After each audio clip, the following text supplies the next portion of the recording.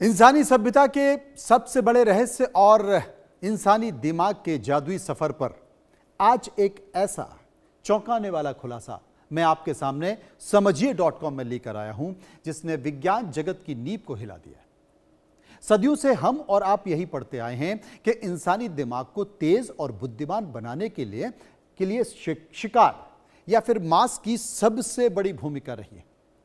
लेकिन हाल ही में आई एक अंतरराष्ट्रीय वैज्ञानिक शोध ने इस पुरानी थ्योरी को पूरी तरह से नकार दिया है।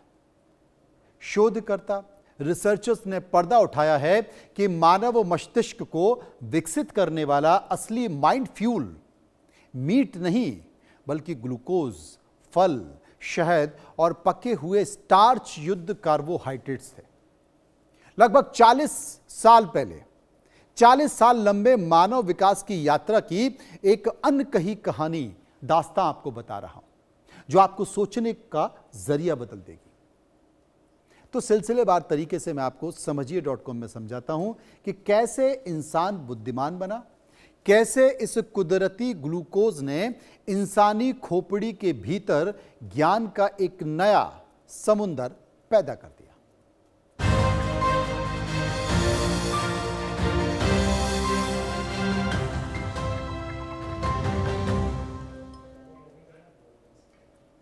अक्सर यह माना जाता रहा है कि प्राचीन काल में जब हमारे पूर्वज ने शिकार करना शुरू किया और जानवरों का मांस खाना शुरू किया, तब जाकर इंसानी दिमाग का तेजी से विकास हुआ। लेकिन साइंस जर्नल में प्रकाशित नवीनतम वैज्ञानिक अध्ययन ने इस स्थापित मान्यता को कटघरे में खड़ा कर दिया। शोध से साबित हुआ है कि भले ही मांस से मिलने वाले फैट और प्रोटीन ने शारीरिक ताकत बढ़ाने में अहम भूमिका निभाई हो, लेकिन दिमाग के आकार और उसकी बुद्धिमत्ता को बढ़ाने वाला असली ईंधन ग्लूकोज था।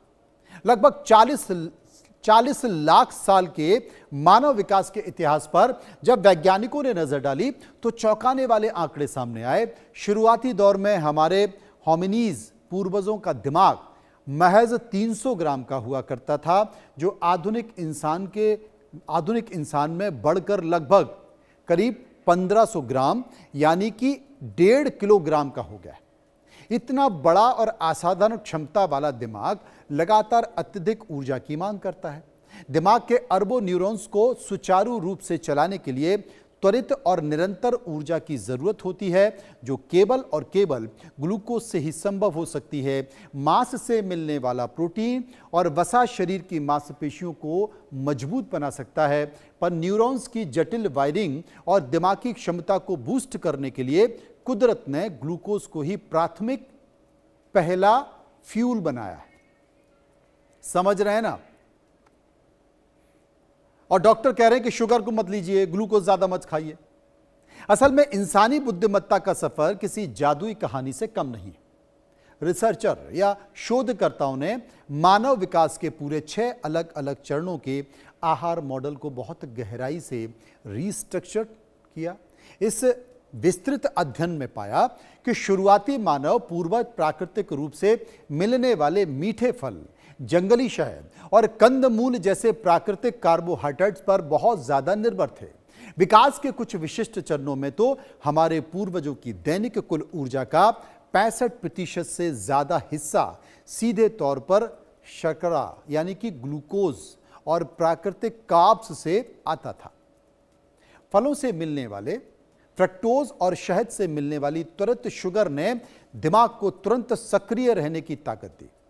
जब पूर्वज को पर्याप्त कार्बोहाइड्रेट मिलने लगा तो फिर दिमागी कोशिकाओं को बिना रुके काम करने का ईंधन मिला, और इसी ईंधन के दम पर हमारे पूर्वजों ने नई चीजें सोचना, खतरों को पहले से भांपना और आपस में संवाद करना शुरू किया। इस तरह प्रकृति के मीठे उपहार कार्बोहाइड्रेट ने इंसान को साधारण जीव से दुनिया का सबसे बुद्धिमान प्राणी बना दिया। समझ रहे हैं आप? क्या आप जानते हैं कि हमारे शरीर का जो सबसे ज्यादा ऊर्जा की खपत करने वाला अंग है वो कौन सा है? उसका जवाब है, उसका उत्तर है हमारा दिमाग। इंसानी दिमाग का जो वजन है हमारे शरीर के कुल वजन से 2% ही होता है। लेकिन जब बात ऊर्जा खपत की आती है एनर्जी कंज्यूम की आती है तो यह अकेला अंग शरीर की कुल रेस्टिंग एनर्जी, यानी कि जब इंसान कोई शारीरिक काम कर रहा हो, का लगभग 20% हिस्सा चट कर जाता है, वहां पर खप जाता है।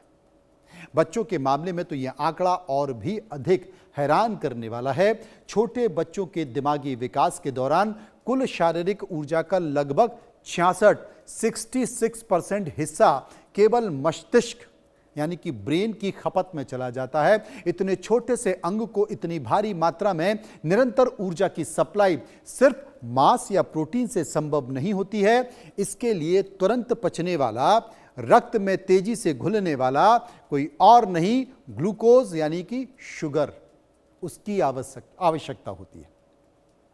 अब वैज्ञानिकों का कहना है कि अगर हमारे पूर्वजों को पर्याप्त ग्लूकोज ना मिला होता तो इंसानी दिमाग इतना बड़ा और इतना जटिल कभी विकसित नहीं होता।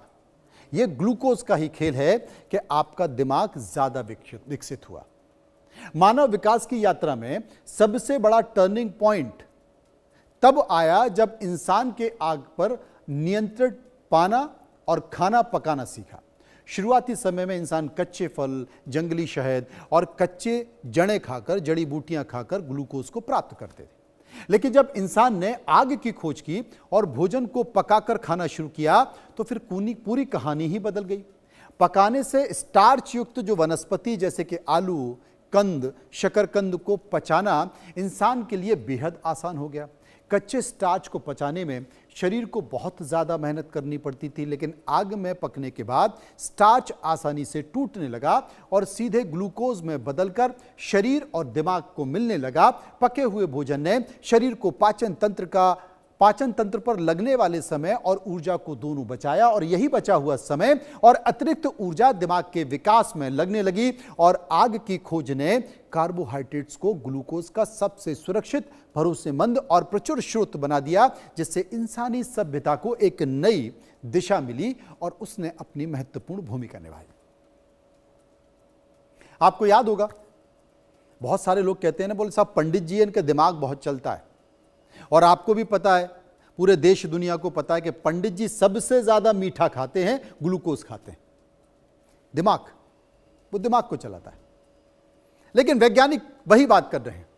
इंसान के ग्लूकोज पर निर्भर होने और बुद्धिमान बनने के जो सबूत हैं, केवल थ्योरी तक सीमित नहीं, बल्कि ये हमारे जीवाश्म और अनुवांशिकी यानी कि जेनेटिक्स में साफ दर्ज हैं।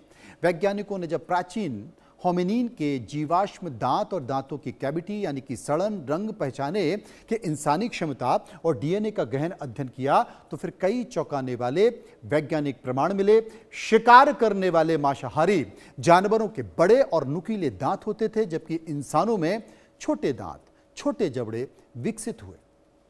इंसानों में पाचन तंत्र भी मांसाहारी जीवों की तुलना में अपेक्षाकृत कम छोटा था, जो यह दर्शाता है कि हमारा शरीर आसानी से पचने वाले कार्बोहाइड्रेट्स के अनुकूल बनता चला गया। इसके अलावा इंसानी डीएनए में ग्लूकोज मेटाबॉलिज्म यानी कि ग्लूकोज पचाने की क्षमता और स्टार्च को तोड़ने वाले एमाइलेज एंजाइम्स से जुड़े जीन का कई गुना बढ़ना यह साबित करता है कि मानव शरीर लाखों सालों से कार्बोहाइड्रेट युक्त भोजन के आधार पर ही खुद को ढाल रहा है। इस क्रांतिकारी खोज ने पूरी दुनिया के मानव शास्त्री और वैज्ञानिकों को अचंभित कर दिया। यह शोध दुनिया की सबसे प्रतिष्ठित और ऑथेंटिक साइंटिफिक जर्नल साइंस में प्रकाशित हुआ। व्यापक शोध को अंजाम देने के लिए अमेरिका, यूरोप और दुनिया के कई प्रमुख विश्वविद्यालयों के मानव वैज्ञानिकों, अनुवांशिकविदों और विकासवादी जीव वैज्ञानिकों की एक संयुक्त अंतर्राष्ट्रीय टीम बनाई गई। इस शोध दल ने प्राचीन मानव जीवाश्म, पाषाण काल के औजार, जीवाश्म दांतों पर मौजूद रासायनिक अंश और आधुनिक मानव व चिंपैंजी के अनुवांशिक डेटा का तुलनात्मक अध्ययन किया। वैज्ञानिकों ने आधुनिक कंप्यूटर मॉडलिंग और आइसोटोप एनालिसिस के जरिए इसे साबित किया कि प्राचीन मानव आहार में कार्ब्स और शर्करा की मात्रा पूर्व अनुमानों से कहीं ज्यादा थी, जिसने मस्तिष्क के आकार को तेजी से बढ़ाने के लिए उत्प्रेरित किया और वो चला।